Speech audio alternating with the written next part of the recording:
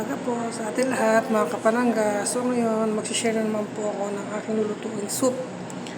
So gayon, nagsabi si Amo ng aking soup na lulutuin, Quaker soup. So ayan, naghahanda po tayo ng Quaker. Tapos, ang sahog po niya, meat.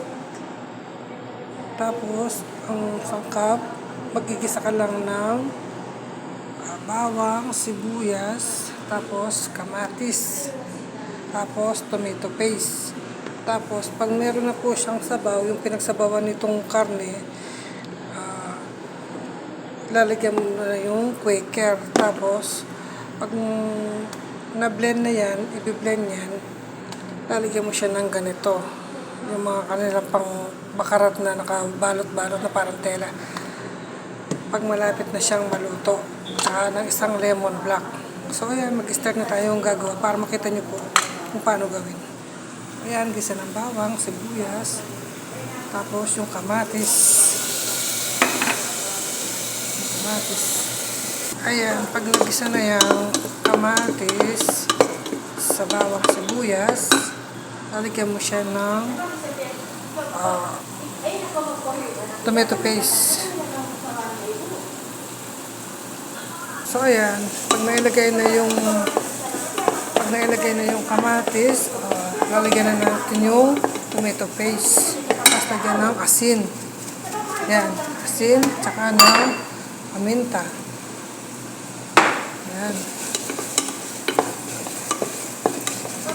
Tsaka na natin siya lalagyan ng sabaw, yung pinagkuluan ng karne.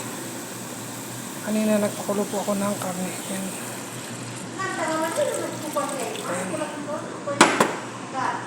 So may sabaw na siya. Ayan.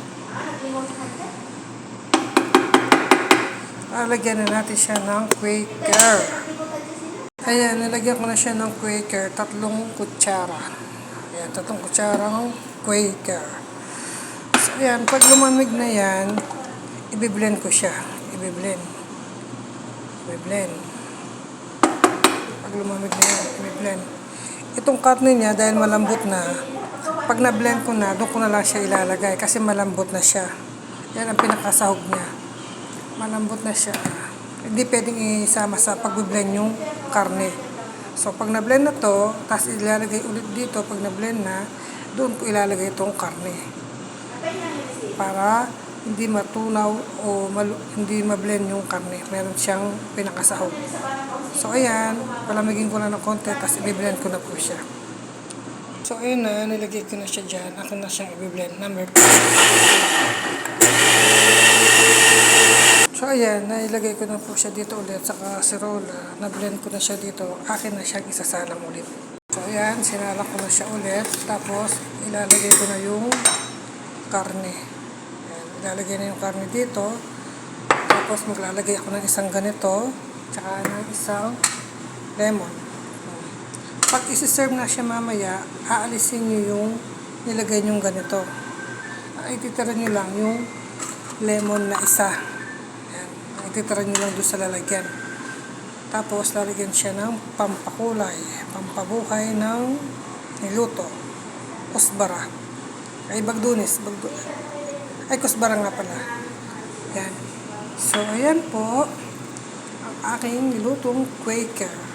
So, yun naman po ang aking share sa mapagpalang araw po sa ating lahat, mga kapalangga.